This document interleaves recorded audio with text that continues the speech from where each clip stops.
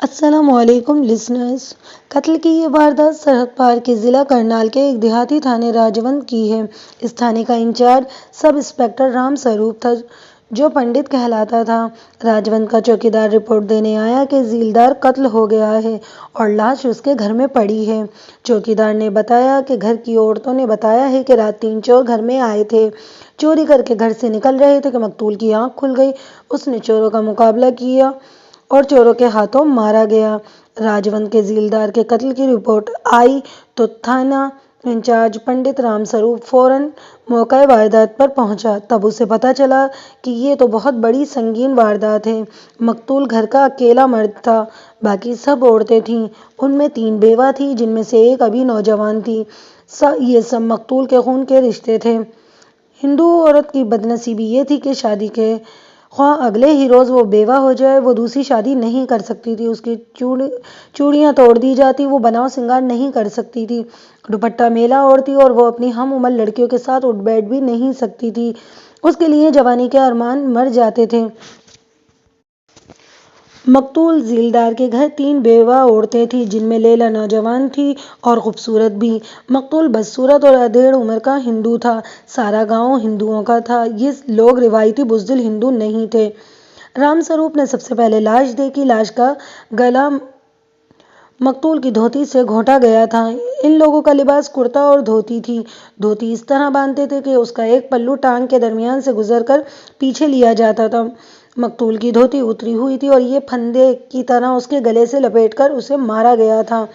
رام سوروپ کو دوسری خاص چیز یہ نظر آئی کہ مقتول کا نازک عضو کاٹ کر الگ پھینک دیا گیا تھا۔ یہ ثبوت تھا کہ یہ قتل چوری کے سلسلے میں بڑی سخت عداوت کی بنا پر کیا گیا تھا۔ قتل کے معاملے میں ایک دو باتیں پیش نظر رکھیے کہ چور اور ڈاکو گھر کے کسی افراد کو اسی صورت میں قتل کرتے ہیں جو ان کے مقابلے پر اتر آئے یا انہیں پہچان لے۔ اگر ایسی صورتحال پیدا نہ ہو تو چور مال سمیٹ کر بھاگنے کو ترجیح دیتے ہیں۔ ان کا مقصد چوری ہوتا ہے، قتل نہیں۔ اس ذیلدار مقتول کو جس طرح قتل کیا گیا تھا، اس کی لاش کے ساتھ جو سلوک کیا گیا تھا، یہ ایسے قاتلوں کا کام نہیں تھا جو صرف چوری کرنے آئے ہوں۔ وہ کسی عداوت کا انتقام لینے آئے تھے۔ چوری بھی انہوں نے انتقامی جذبے کے تحت کی ہوگی۔ اس سے یہ ظاہر ہوتا تھا کہ چوروں نے مقتول سے گچھا حاصل کرنے کے لیے اسے قتل کیا، لیکن عورتوں کے بیانات سے بات کچھ اور ہی نکلی۔ انہوں نے بتایا کہ دالان کی لالٹین جل رہی تھی جو ہر رات ساری رات کے لیے جلائی جاتی ہے۔ ذیلدار باہر سے آ کر سو گیا، انہیں کچھ خبر نہ ہوئی چور کدھر سے آئے اور کس وقت آئے۔ انہیں یہی معلوم تھا کہ مقتول باہر سے آ کے سو چکا ہے، واردات اس کے بعد ہوئی ہے۔ عورتوں کو مقتول کی للکار نے جگایا۔ انہوں نے دیکھا کہ مقتول کے ہاتھ میں لمبی لاٹھی ہے جس کے اگلے سرے پر لوہے کا خول چڑھا ہوا ہے اور وہی کلہاڑی نما بلیڈ ہوتا ہے۔ مقتول یہ لمبی لاٹھی چارپائی کے ساتھ رکھ کر سویا کرتا تھا۔ عورتوں کی آنکھ کھلی تو وہ دالان میں کھڑا تھا۔ اس کے ہاتھ میں لمبی لاٹھی تھی اور اس کے سامنے 3 آدمی کھڑے تھے جن کے سر اور چہرے پگڑیوں میں لپٹے ہوئے تھے۔ وہ اسی علاقے کے دیہاتی لباس میں تھے۔ عورتیں انہیں پہچان نہ سکیں۔ وہ اتنا ڈری ہوئی تھیں کہ ان میں سے کسی کے منہ سے ایک آواز نہ نکلی۔ دہشت زدگی کا یہ عالم تھا کہ وہ لیٹی رہیں۔ ان میں سے اٹھ کر بیٹھنے کی بھی کسی میں ہمت نہ ہوئی۔ انہوں نے یہ بھی نہ دیکھا کہ چوروں کے ہاتھ میں کچھ تھا یا نہیں۔ مقتول نے انہیں للکارا اور لمبی لاٹھی کا وار کیا جو خطا ہو گیا کیونکہ چور پھرتیلے تھے۔ اس کے پیچھے ہو کر اسے بازوؤں سے جکڑ لیا۔ مقتول کمزور نہیں تھا اور بزدل بھی نہیں تھا، صحت مند جسم کا مالک تھا، لیکن وہ 3 تھے۔ انہوں نے مقتول کو ایسا پکڑا کہ وہ بے بس ہو گیا۔ انہوں نے اس کی دھوتی کھولی اور دھوتی کو مروڑ کر مقتول کی گردن میں ڈال کر دھوتی کو مروڑ کر رسہ بنا دیا۔ چور بے خوف ہو کر اسے جان سے مارنے کی کوشش کرتے رہے۔ پھر ایک نے اس کے جسم سے نازک عضو کاٹ کر الگ کر دیا۔ عورتوں پر سخت طاری ہو گیا۔ وہ تینوں آدمی نہایت اطمینان سے بڑا دروازہ کھول کر چلے گئے۔ اب گھر میں کوئی مرد نہیں تھا۔ عورتیں دبکی رہیں۔ قاتلوں کے جانے کے بعد بھی وہ لیٹی رہیں اور وہ اتنی خوفزدہ تھیں کہ ایک دوسرے سے کوئی بات بھی نہ کر سکیں۔ انہوں نے شور بھی نہیں کیا، ڈرتی رہیں کہ کہیں وہ خونخوار آدمی پھر نہ آ جائیں۔ تینوں کا اس وقت تک یہی حال تھا۔ یہ آدمی ذیلدار کے قتل کرنے آئے تھے۔ آئے تھے، اپنا کام کر کے چلے گئے۔ عورتیں اپنی اپنی چارپائی پر پڑی رہیں، صبح کا انتظار کرتی رہیں۔ گاؤں کے لوگ بہت سویرے سے جاگ اٹھتے ہیں اور کام کاج میں لگ جاتے ہیں۔ عورتوں کو باہر لوگوں کی آوازیں سنائی دینے لگی تو انہوں نے شور مچا دیا۔ لوگ دوڑتے ہوئے نمبردار کے گھر آئے۔ سب نے یہی دیکھا کہ ذیلدار قتل ہو گیا ہے اور اس کی لاش دالان میں پڑی ہے۔ چوکیدار کو رپورٹ دینے کے لیے تھانے دوڑا دیا گیا۔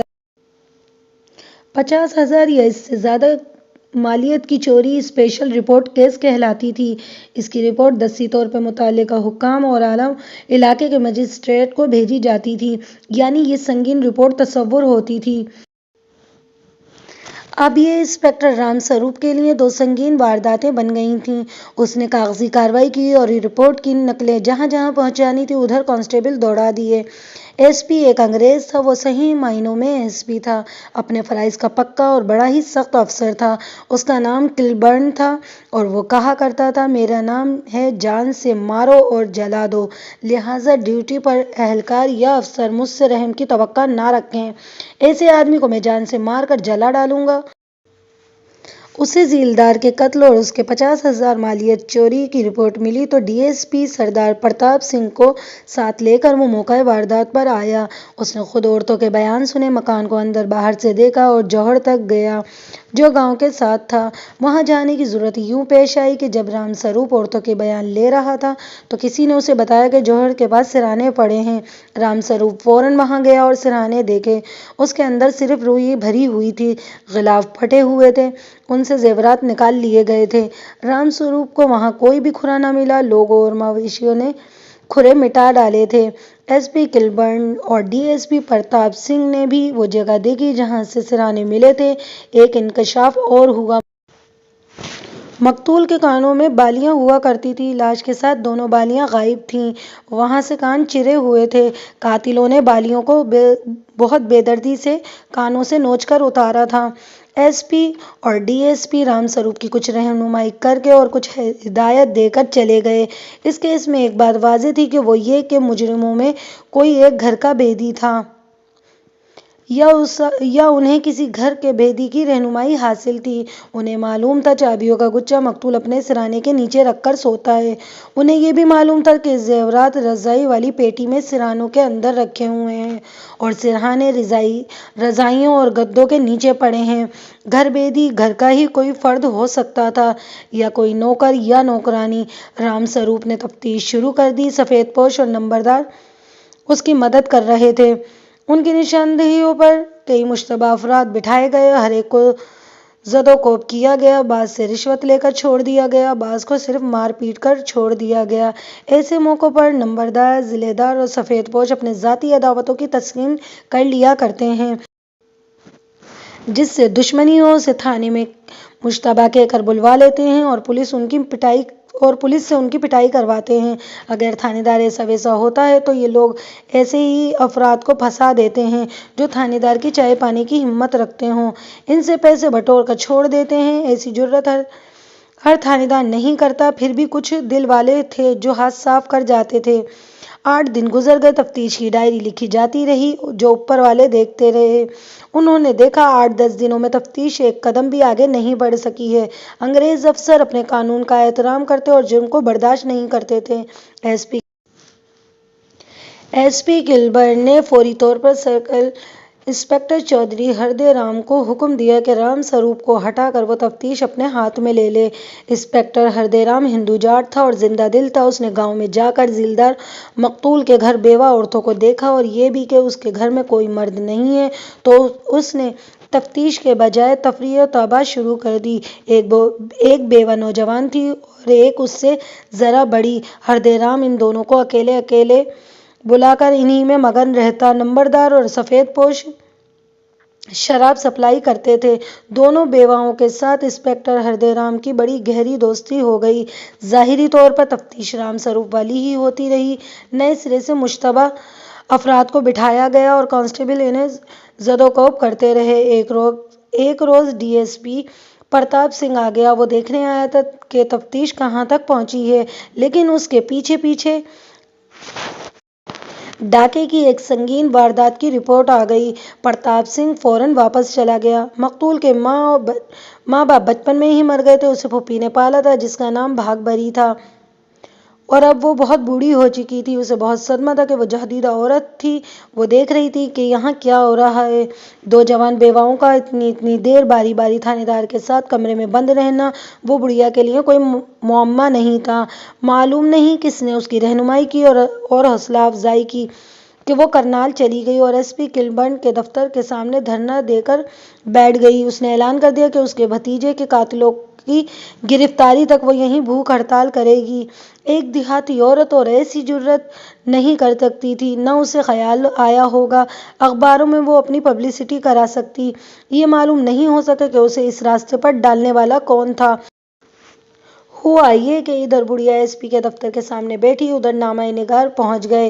انہوں نے خبریں تیار کیں اور ولی اور امبالہ سے شائع ہونے والے اخباروں کو بھیج دیں۔ دوسرے دن خبر شائع ہو گئی کہ جن میں لکھا تھا کہ پولیس عیش و عشرت کر رہی ہے اور تھانے داروں نے مقتول کے گھر کی بیوہ عورتوں کو داشتائیں بنا لیا ہے۔ ایس پی کلبرن نے بڑھیا کی بات سنتے ہی D S P Pratap Singh کو حکم دیا کہ وہ فوری طور پر موقع واردات پر جائے اور رپورٹ دے کر بڑھیا کے الزامات کہاں تک درست ہیں پتہ لگائے۔ پرتاپ سنگھ نے حکم کی تعمیل کی۔ الزامات درست نکلے۔ اس نے ایس پی کلبرن کو رپورٹ دی کہ دونوں تھانے دار کو لائن حاضر کیا جائے کیونکہ دونوں نہ صرف ہوا یہ کہ ادھر بڑھیا ایس پی کے دفتر کے سامنے بیٹھی، ادھر نامہ نگار پہنچ گئے۔ انہوں نے خبریں تیار کیں اور ولی اور امبالہ سے شائع ہونے والے اخباروں کو بھیج دیں۔ دوسرے دن خبر شائع ہو گئی کہ جن میں لکھا تھا کہ پولیس عیش و عشرت کر رہی ہے اور تھانے داروں نے مقتول کے گھر کی بیوہ عورتوں کو داشتائیں بنا لیا ہے۔ ایس پی کلبرن نے بڑھیا کی بات سنتے ہی D S P Pratap Singh کو حکم دیا کہ وہ فوری طور پر موقع واردات پر جائے اور رپورٹ دے کر بڑھیا کے الزامات کہاں تک درست ہیں پتہ لگائے۔ پرتاپ سنگھ نے حکم کی تعمیل کی۔ الزامات درست نکلے۔ اس نے ایس پی کلبرن کو رپورٹ دی کہ دونوں تھانے دار کو لائن حاضر کیا جائے کیونکہ دونوں نہ صرف ہوا یہ کہ ادھر بڑھیا ایس پی کے دفتر کے سامنے بیٹھی، ادھر نامہ نگار پہنچ گئے۔ سب انسپکٹر قاضی فضل واردات کے گاؤں راجونج چلے گئے۔ انہوں نے نمبردار اور سفید پوش سے تبادلہ خیال کیا۔ مقتول کی پھوپھی بھاگ بھری کی باتیں تو وہ پہلے ہی سن چکے تھے۔ وہ کرنال سے بھاگ بھری کے ساتھ ہی آئے تھے۔ اگر ایس پی کلبرن کیس سی آئی اے کو نہ دیتا تو یہ بڑھیا اس کے دفتر کے سامنے بھوک ہڑتال پر بیٹھی رہتی۔ قاضی فضل حق نے مقتول کے گھر کی عورتوں کے ساتھ بھی باتیں کیں، گاؤں کے کچھ اور لوگوں کے ساتھ دوستانہ باتیں کیں۔ انہوں نے ہر کسی سے کھل کر بات چیت کی۔ یہ گاؤں ہندوؤں کا تھا۔ قاضی فضل حق وہاں باقاعدہ نماز پڑھتے رہے اور ان کا رویہ اتنا اچھا تھا کہ لوگ ان سے بدکنے کی بجائے ان کے قریب آنے لگے۔ اس سے یہ فائدہ حاصل ہوا کہ کام کی کچھ باتیں معلوم ہو گئیں، جیسے اندھیرے میں کہیں سے مدھم مدھم روشنی آ رہی ہو۔ یہ تو رام سروپ اور ہردے رام بھی جان گئے تھے کہ جس انداز سے ذیلدار کا قتل ہوا تھا اور اس کی لاش کے ساتھ جو سلوک ہوا تھا یہ انتقامی جذبے کا پتہ دیتا تھا۔ قاضی فضل حق نے انہی دو اشاروں کو سامنے رکھ لیا اور ان کی قابلیت اور تجربے نے بتایا کہ گھر کا بھیدی اس گھر میں موجود ہے اور انتقامی جذبہ بھی اس گھر سے ہی پیدا ہوا ہے۔ ان شکوک کی بنا پر اس نے توجہ اور تفتیش کا مرکز تینوں بیوہ عورتوں کو بنا لیا۔ قاضی فضل حق ان کی باتیں کم سنتے تھے، ان کے انداز اور چہرے کے اتار چڑھاؤ کو زیادہ دیکھتے تھے۔ ان سے پوچھ گچھ کر کے انہوں نے سب سے چھوٹی بیوہ لیلا پر توجہ مرکوز کر لی اور اسی کو زیادہ دیر اپنے ساتھ رکھا۔ لیلا خوبصورت تھی۔ قاضی فضل حق نے محسوس کر لیا یہ لڑکی پاک صاف نہیں اور یہ شرافت سے بیوگی بھی نہیں گزارے گی۔ کوئی انسان اپنے گناہ کا اعتراف نہیں کرتا، لوگ اپنے اعمال بد پر پردہ ڈالنے کی کوشش کرتے ہیں۔ کامیاب پردہ پوشی کے لیے عمر کی پختگی اور بڑے لمبے تجربے کی ضرورت ہوتی ہے۔ یہ کامیابی دیہات کی ایک نوجوان بیوہ کے بس کی بات نہیں۔ قاضی فضل حق نے اس لڑکی پر کوئی الزام عائد نہیں کیا، اسے شک تک نہ ہونے دیا کہ اس پر شک کیا جا رہا ہے۔ اس لڑکی کے چہرے سے ظاہر ہو رہا تھا جیسے اسے توقع ہو کہ یہ تھانے دار بھی پہلے تھانے دار کی طرح اسے عارضی داشتہ بنا لے گا۔ قاضی فضل حق اس کے ساتھ نرم انداز سے باتیں کرتے رہے اور نہایت آہستہ آہستہ اسے مطلب کی بات پر لاتے رہے۔ انہوں نے اسے اپنے ساتھ بے تکلف کر لیا، یوں کہہ لیں کہ انہوں نے لیلا کے دل پر قبضہ کر لیا اور قاضی صاحب کی شخصیت لیلا پر حاوی ہو گئی تھی۔ انہوں نے ایسے انداز سے انسپکٹر ہردے رام کی بات چھیڑی کہ لیلا کے چہرے پر نفرت کے آثار آ گئے۔ اس نے اگل دیا کہ ہردے رام نے اسے ذریعہ تفریح بنا رکھا تھا۔ اس نے سب انسپکٹر رام سروپ کے کرتوت بھی بتا دیے۔ قاضی فضل حق نے اس کی جذباتی کیفیت کے مطابق ایسی باتیں کی تھیں جن سے اسے جذباتی تسکین ملنے لگی۔ انہوں نے اس کے ذہن سے اتار دیا کہ وہ کسی تھانے دار کے ساتھ باتیں کر رہی ہے۔ لیلا کی زبان سے اب اپنے آپ باتیں نکل رہی تھیں، یہاں تک کہ اس نے اپنا یہ راز بھی قاضی صاحب کے آگے رکھ دیا کہ اہیڑ ذات کے ایک ہندو کے ساتھ اس کے درپردہ تعلقات ہیں۔ قاضی صاحب نے اسے کہا کہ اس کے کسی کے ساتھ ایسے تعلقات رکھنا قدرتی امر ہے۔ انہوں نے ہندو مت کو کوسا جو جوان بیوہ کو زندہ درگور کر دیتے ہیں اور اسے اسی کے جذبات کی آگ میں جلاتے رہتے ہیں۔ اسی طرح کی کچھ اور باتیں کی۔ قاضی صاحب نے لڑکی کی حوصلہ افزائی کی، اس سے وہ اور زیادہ کھل گئی۔ قاضی فضل حق کا شک صحیح ثابت ہوا۔ قتل کا باعث مقتول کے گھر میں موجود تھا۔ قاضی فضل حق نے لیلا سے اور کچھ بھی نہ پوچھا۔ انہوں نے ایک ایسی دلیرانہ کارروائی کی جو بہت کم کی جاتی تھی۔ انہوں نے نمبردار کو گرفتار کر لیا۔ مقتول ذیلدار کو اس کے درپردہ تعلقات کا علم ہو گیا تھا۔ کچھ دیر بعد قاضی فضل حق کی قابلیت نے کمال کر دکھایا۔ قاضی صاحب نے لڑکی سے معلوم کر لیا کہ یہ آدمی غیر شادی شدہ ہے اور خوشحال آہر خاندان کا ہے۔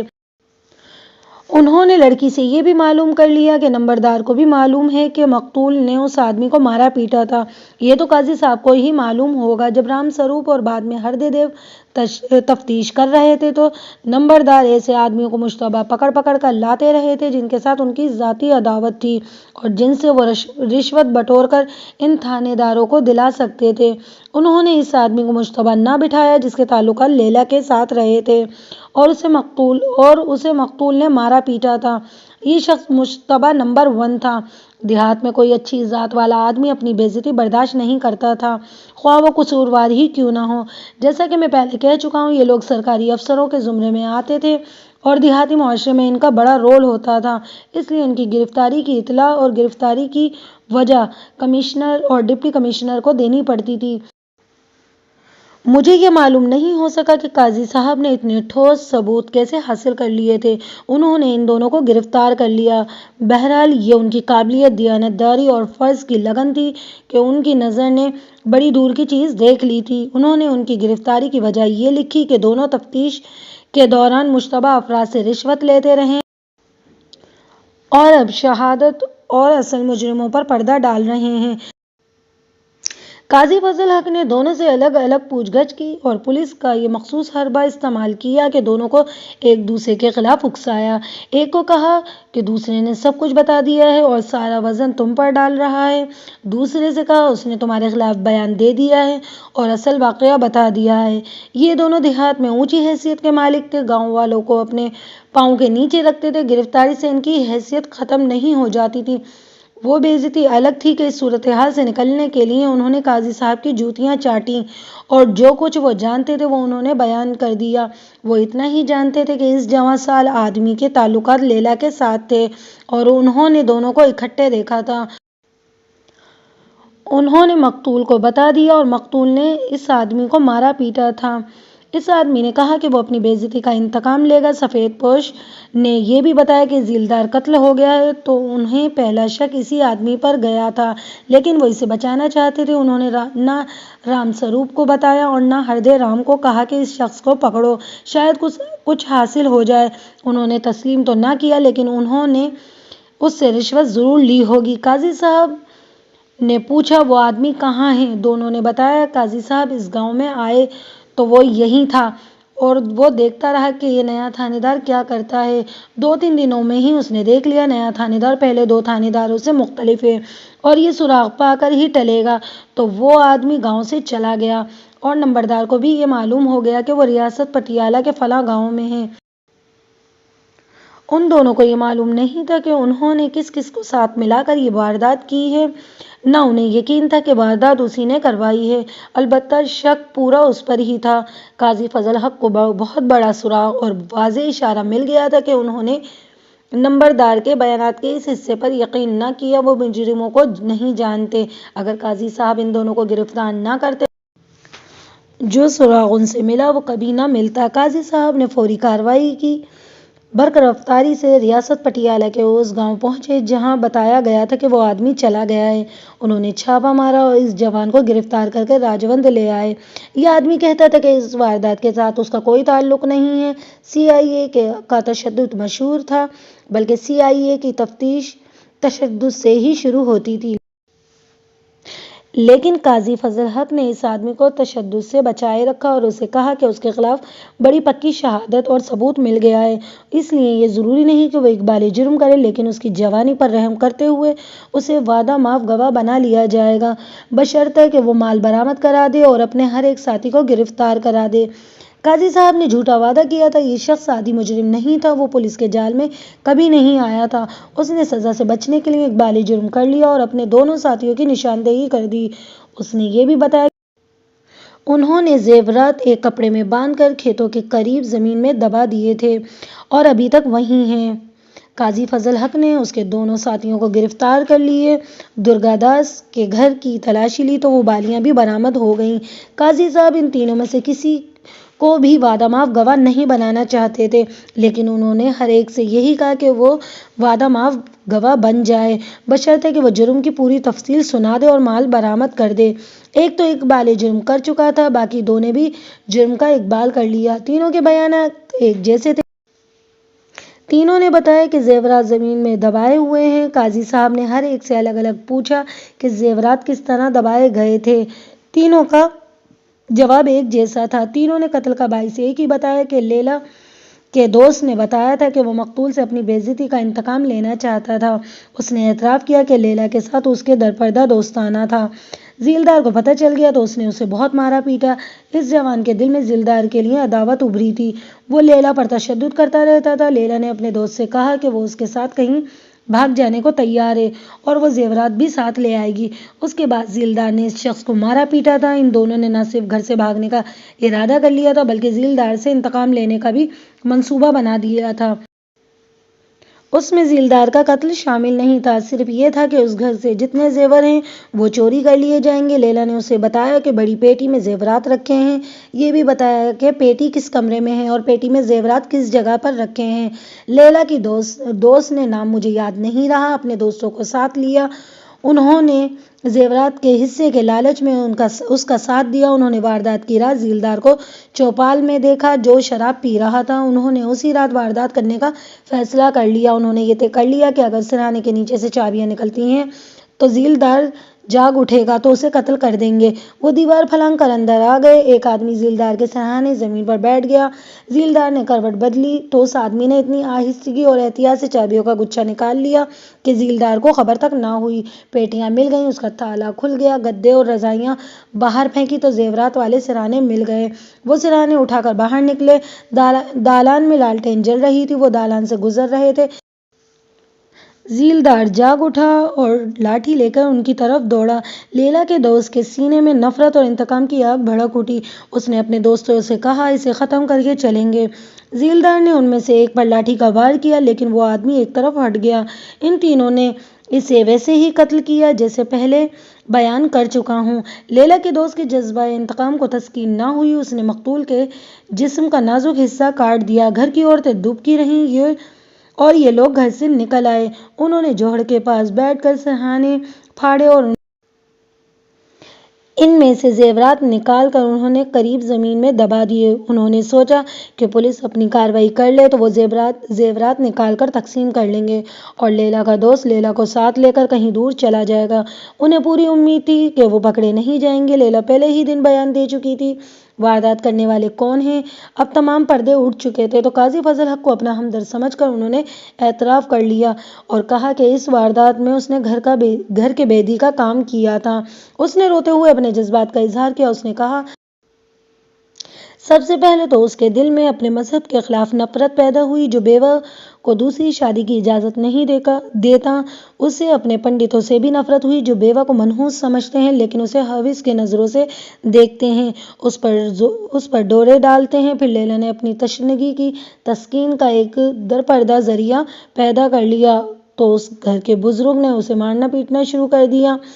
وہ مقتول مجھے ہر وقت شکی نگاہوں سے دیکھتا رہتا تھا۔ لیلا نے کہا، مجھے مجرم سمجھتا تھا اور مجھ پر کڑی نظر رکھتا تھا۔ کیا ہمارا مذہب، ہمارے پنڈت، ہمارے بزرگ بیوہ کو انسان نہیں سمجھتے؟ کیا اس کے خاوند کے مر جانے سے اس کے جذبات بھی مر جاتے ہیں؟ ہندو مذہب ظالم ہے، یہ انسانوں کو نیکی کا نہیں بدی کا راستہ دکھاتا ہے۔ میری حالت پر غور کریں، مجھے ایک مرد کے ساتھ بیاہ دیا گیا۔ میری عمر دیکھیں، 2 سال پہلے جب میری شادی ہوئی اس وقت میں کم سن تھی۔ اس مرد نے میرے جذبات کو بیدار کیا اور ان کی تسکین کا ذریعہ بتایا، میرے دل میں محبت پیدا کی اور 2 سال بعد مر گیا۔ اگر کوئی میرے جذبات کو نہیں سمجھتا تو وہ ظالم ہے۔ پھر تھانے دار آئے، انہوں نے مجھے شراب پلائی اور کھلونا بنائے رکھا۔ مجھے یہ حق کیوں نہیں دیا جاتا کہ میں بھی مردوں کی طرح اپنے پسند کے کسی کھلونے سے کھیلوں؟ لیلا دیکھنے میں گنوار سی دیہاتن اور نوجوان تھی، لیکن اس کی مجروح اور مجبور جذبات نے اسے ایسی زبان دی تھی کہ جس نے قاضی فضل حق کے دل پر بڑا ہی گہرا اثر کیا تھا۔ اس نے قاضی فضل حق سے کہا، وہ پہلے آدمی ہیں جنہوں نے اس کے ساتھ ہمدردی کی باتیں کی ہیں اور اس پر بری نظر نہیں ڈالی۔ قاضی صاحب دانش مند تھے، وہ سمجھتے تھے کہ جرم جس کا ارتکاب ہوا ہے اس کا اصل مجرم ہندوؤں کا مذہب ہے۔ یہ لڑکی بے قصور ہے، چنانچہ انہوں نے لیلا کو بے قصور ہی ظاہر کیا۔ ملزموں کے بیانات کے بعد قاضی فضل حق نے انہیں زیور کی برآمدگی کے لیے انہوں نے گواہوں کے سامنے ملزموں سے وہ جگہ کھدوائی جہاں زیورات دبائے گئے تھے، مگر وہاں سے کچھ بھی برآمد نہ ہوا۔ ملزموں کے چہرے پر حیرت تھی۔ قاضی فضل حق نے دیکھا جو جگہ ملزم نے کھودی تھی وہ پکی نہیں تھی۔ صاف نظر آتا تھا کہ یہ جگہ پہلے ہی کھودی گئی ہے، یعنی یہاں سے کھود کر کچھ رکھا گیا ہے۔ قاضی صاحب کو ایسا شک نہ ہوا ملزم نے انہیں دھوکہ دیا ہے اور انہوں نے زیورات کہیں اور چھپا دیے ہیں۔ قاضی صاحب کو یقین تھا زیورات یہیں دبائے گئے تھے، کیونکہ تینوں ملزموں نے ایک دوسرے سے الگ الگ یہی جگہ بتائی تھی اور کھودنے اور دبانے کا طریقہ بھی ایک جیسا بتایا تھا۔ پھر زیورات کہاں گئے؟ ان تینوں میں سے کسی ایک نے اپنے ساتھی کو بتائے بغیر یہاں سے نکال لیے تھے اور کہیں اور چھپا دیے تھے۔ وہ سارا مال ہضم کرنا چاہتا تھا۔ قاضی فضل حق نے انہیں لے کر آئے اور ہر ایک سے الگ الگ پوچھا کہ انہوں نے مال نکال کر کہاں رکھا ہے۔ ہر ملزم قسمیں کھاتا رہا اور پریشان ہوتا رہا کہ قاضی صاحب نہیں مان رہے۔ ان میں سے کسی کو نہیں پتا تھا۔ اس موقع پر آ کر انہوں نے CIA والا حربہ استعمال کیا۔ یہ تھا تشدد، یعنی 3rd ڈگری۔ ملزموں نے ہر تشدد برداشت کیا اور انکار کرتے رہے، قسمیں کھاتے رہے۔ قاضی فضل حق اس کے قائل نہیں تھے کہ انہوں نے 3rd ڈگری کا طریقہ اس لیے اختیار کیا تھا کہ انہیں یقین آ چکا تھا کہ اصل مجرم یہی ہیں، وہ کسی بے گناہ پر ظلم نہیں کر رہے تھے۔ انہوں نے دیکھا تشدد بھی ناکام ہو رہا ہے تو انہوں نے ملزموں پر تشدد کی وہ قسم آزمائی جو غیر اخلاقی ہوتی ہے۔ یہ طریقہ بھی ناکام رہا۔ قاضی فضل حق نے ملزموں کے اقبالی بیانات کے مطابق شہادت اکٹھی کر لی اور چالان عدالت میں پیش کر دیا۔ انہوں نے 3 ملزموں کو چالان کیا، لیلا کو ملزموں میں شامل نہیں کیا۔ نمبردار کو انہوں نے چالان کے خانہ نمبر 2 میں رکھا تھا۔ قاضی صاحب نے مجسٹریٹ کو درخواست دے کر ان دونوں کو ڈسچارج کرا دیا۔ ملزم خوشحال گھرانوں کے تھے، تینوں نوجوان تھے۔ ان کے باپوں نے دلی کے بہترین وکیل کیے۔ اس زمانے میں مقدموں کی سماعت تیزی سے اور فیصلے جلدی ہو جاتے تھے، لیکن یہ مقدمہ 2.5 سال چلا۔ اس کی وجہ یہ تھی کہ وہ وکیل بڑے قابل تھے، وہ مقدمے کو کسی نہ کسی بہانے لٹکاتے رہے۔ کبھی ایک وکیل یہ کہہ کر عدالت میں نہ آتا کہ آج کورٹ کا ایک اور اہم کیس لگا ہوا ہے، کبھی وہ اپنے ملزموں کی طرف سے ہائی کورٹ میں کوئی درخواست دے دیتا۔ غرض کئی حلیے بہانے بنانے کے بعد یہ کیس لٹکایا جا سکتا تھا۔ 2.5 سال گزر چکا تھا۔ SP کلبرن بھی وہاں سے کسی اور جگہ چلا گیا اور DSP پرتاپ سنگھ بھی۔ قاضی فضل حق کا تبادلہ کسی اور ضلع میں ہو گیا۔ اس سے شہادت پر برا اثر پڑا اور کیس کمزور ہوتا چلا گیا۔ آخر سیشن کورٹ نے عدم ثبوت اور ناکافی شہادت کی بنا پر ملزموں کو بری کر دیا۔ قتل اور چوری کی واردات کے 10 سال بعد قاضی فضل حق بھارت کے ضلع حصار کے تھانے شہر سرسا کے انچارج تھے۔ سرسا تحصیل تھی، وہاں 2 تھانے تھے، ایک تھانہ شہر کہلاتا تھا اور دوسرا تھانہ صدر، جس کے انچارج سب انسپکٹر میر اقبال حسین جعفری سونی پت کے رہنے والے تھے۔ یہ 24 اپریل 1940 کی رات کا واقعہ ہے۔ قاضی فضل حق رات کی گشت پر تھے۔ آدھی رات سے کچھ پہلے کا وقت تھا۔ قاضی صاحب جب بازار سے گزر رہے تھے، بازار کی بغلی گلی سے 3 آدمی نکلے، ان کے پاس لاٹھیاں لڑکیاں تھیں۔ ان میں سے ایک نے قاضی صاحب کو پیچھے سے دبوچ لیا، دوسرے دو نے ان کے سر پر لاٹھیوں کی کئی ضربیں لگائیں۔ بازار کا چوکیدار دور سے دیکھ رہا تھا، بجلی کی بلب کی روشنی تھی، وہ ادھر کو دوڑا۔ ملزموں نے اسے بھی لاٹھیاں ماری اور جس گلی سے وہ آئے تھے اسی میں غائب ہو گئے۔ قاضی فضل حق فوت ہو گئے۔ چونکہ قاضی صاحب تھانہ شہر کے انچارج تھے اور وہ قتل ہو چکے تھے، اس لیے تفتیش تھانہ صدر کے انچارج میر اقبال حسین جعفری نے اپنے ہاتھ میں لے لی۔ میر اقبال نے قاتلوں کو پکڑنے کے لیے دن رات ایک کر دیا۔ چوکیدار نے قاتلوں میں سے کسی ایک کو بھی نہیں پہچانا تھا اور انہوں نے سر اور چہرے پگڑیوں سے ڈھانپ رکھے تھے۔ میر اقبال یہ تو سمجھ گئے تھے کہ اس قتل کا باعث عداوت ہے، قاضی صاحب کو انتقاماً قتل کیا گیا ہے، لیکن یہ قاتل کون تھے؟ شہر کے رہنے والے تھے۔ چوکیدار نے ان کا لباس دیہاتی بتایا، سر اور چہرہ پگڑیوں میں لپٹا ہوا تھا، تو میر اقبال کو یقین ہو گیا کہ یہ قاتل دیہاتی ہیں۔ دیہاتوں کے ساتھ مقتول کی دشمنی اس کے سوا کیا ہو سکتی تھی کہ انہوں نے کسی کو پھانسی کی سزا دلائی ہوگی یا کسی سے سفارش یا رشوت قبول کی ہوگی۔ میر اقبال نے سرسا شہر کے تمام جرائم پیشہ افراد اور سزا یافتہ مشتبہ افراد کو بلا کر ہر طریقہ آزما کر دیکھ لیا، ان سے کوئی سراغ نہ ملا مگر بے سود رہا۔ انہوں نے مقتول کے گھر والوں سے پوچھا کہ ان کی کسی کے ساتھ دشمنی تھی، گھر والے بھی کچھ نہ بتا سکے۔ ان دنوں مقتول کے بیٹے قاضی کالج میں پڑھتے تھے۔ میر اقبال قاضی مرحوم کے ماضی کو کریدتے رہے۔ وہ کہتے تھے کہ دیہات کے لوگ انتقام لینے کے لیے بعض اوقات عمر موقع کی تلاش میں رہتے ہیں، جہاں انہیں موقع ملتا ہے وہ انتقامی وار کر جاتے ہیں۔ کریدتے کریدتے قاضی نے کہا وہ اس وقت چھوٹے تھے جب ضلع کرنال میں تھانہ راجوند کے ایک گاؤں میں قاضی فضل حق نے 3 آدمیوں پر تشدد کیا تھا اور سنا تھا ان تینوں نے قسم کھائی تھی کہ وہ ان سے اپنی بے عزتی کا بدلہ لیں گے۔ انہوں نے دھمکیاں بھی دی تھیں۔ بظاہر یہ عجیب لگتا تھا کہ 10 سال بعد ان لوگوں نے انتقام لیا ہوگا، لیکن میر اقبال ان لوگوں کی ذہنیت اور دشمنی کے معاملے میں ان کے طور طریقوں سے واقف تھا۔ پاکستان کے دیہاتی معاشرے میں آپ نے دیکھا ہوگا خاندانی عداوتیں پشتوں تک چلتی ہیں اور یہ لوگ صلح سمجھوتے کو اپنی بے عزتی سمجھتے ہیں۔ میں جن لوگوں کی کہانی سنا رہا ہوں انہیں بڑی اچھی طرح سے جانتا ہوں، ان کے ساتھ رہا ہوں۔ جن دنوں قاضی فضل حق قتل ہوئے ان دنوں میں سب انسپکٹر تھا اور ضلع حصار کے ایس پی شیخ عبد الواحد تھے، اس لیے میں اس کیس سے پوری طرح واقف تھا۔ میر اقبال نے اس کیس کی جس طرح سے تفتیش کی اس پر انگریز کا مشہور محاورہ صادق آتا ہے کہ قاتلوں کی تلاش میں انہوں نے کوئی پتھر الٹائے بغیر نہ چھوڑا تھا۔ مقتول کی تفتیش کیے ہوئے بہت سے کیس دیکھے، کئی مشتبہ پکڑے ہوئے شخصوں سے تفتیش کی اور چھوڑ دیا۔ انہیں جب قاضی صاحب کے بیٹے نے راجوند کے تھانے کا 10 سال پرانا کیس سنایا تو انہیں یاد آ گیا کہ چوکیدار نے بتایا تھا کہ قاضی صاحب کے قاتلوں نے دیہاتی لباس پہن رکھا تھا، انہوں نے سر کے اوپر اور چہرے پر پگڑیاں لپیٹی ہوئی تھیں۔ میر اقبال کی انتھک محنت اور کام کے معاملے میں ان کی ضدی طبیعت، وہ پولیس پارٹی کو ساتھ لے کر اس گاؤں میں جا پہنچے جہاں 10 برس پہلے ذیلدار کے گھر چوری ہوئی تھی اور وہ قتل ہو گیا تھا۔ میر اقبال نے ان تینوں آدمیوں کو گرفتار کر لیا اور سرسا لے آئے۔ ان ملزموں کا ایک تجربہ ہو چکا تھا، انہوں نے ذیلدار کے قتل کا اعتراف کیا اور وکیلوں نے انہیں بری ذمہ قرار دیا تھا۔ اب بھی انہوں نے اقبال جرم کر لیا کہ قاضی فضل حق کو انہوں نے ہی قتل کیا ہے۔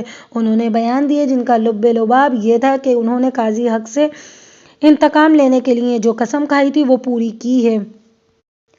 انہوں نے قاضی صاحب کا تعاقب کیا لیکن بہت دور چلے گئے جہاں جا کر انہیں قتل کرنا ان کے لیے ممکن نہ تھا۔ 10 سال بعد انہیں کسی نے بتایا کہ قاضی صاحب سرسا کے تھانے میں ہیں۔ لیلا کے دوست نے سرسا آ کر کسی سے معلوم کیا، وہ شاید اس گاؤں کا کوئی آدمی تھا اور اس کا تعلق تھانے کے ساتھ بھی تھا۔ اس شخص نے اسے بتایا کہ تھانے دار 2-4 روز کے وقفے سے رات کو گشت پر نکلتے ہیں۔ لیلا کا دوست اپنے گاؤں جا کر اپنے دونوں ساتھیوں کو سرسا لے آیا اور اس شخص کی رہنمائی میں وہ واردات کی۔ رات بازار کی ایک بغلی گلی میں چلے گئے، قاضی صاحب کو موت کے گھاٹ اتار دیا۔ میر اقبال نے شہادت تو فراہم کر لی لیکن انہوں نے ملزموں کے اقبالی بیانات پر زیادہ بھروسہ نہیں کیا۔ اس کا نتیجہ یہ ہوا کہ ملزم ناکافی ثبوت کی بنا پر بری ہو گئے، لیکن خدا نے انہیں بری نہ کیا۔ درگا داس جس کے گھر میں مقتول ذیلدار کی بالیاں برآمد ہوئی تھیں، فیصلہ سن کر ناچتا کودتا سڑک پر گیا اور ایک بس اسے کچلتی ہوئی گزر گئی۔ وہ سڑک پر ہی مر گیا۔ مقدمے کی سماعت کے دوران ملزم جیل میں گئے۔ اس دوران دوسرے ملزم کو جیل میں کوڑ ہو گیا تھا۔ اس وقت کوڑ لاعلاج مرض تھا اور یہ بڑا ہی نامراد مرض تھا۔ کوڑی کو گھر والے بھی گھر سے نکال دیتے ہیں۔ تیسرا ملزم جو لیلا کا دوست تھا وہ فائدے میں رہا۔ بعد میں پتہ چلا کہ جہاں انہوں نے ذیلدار کے گھر سے چوری کر کے زیورات زمین پر دبائے تھے، وہاں سے اس شخص نے ہی نکال کر ہضم کیے تھے۔ اس نے شادی تو کر لی تھی لیکن دوستی لیلا کے ساتھ ہی چلتی رہی۔ قاضی صاحب کے قتل سے بری ہو کر وہ لیلا کے ساتھ گاؤں سے ہمیشہ کے لیے چلا گیا تھا۔ ظاہر ہے کہ پورے کے پورے زیورات بھی ان دونوں کے ساتھ چلے گئے تھے، لیکن مجھے یقین تھا کہ اپنے ساتھیوں کی طرح وہ بھی خدا کی لاٹھی سے بچ نہیں سکے گا۔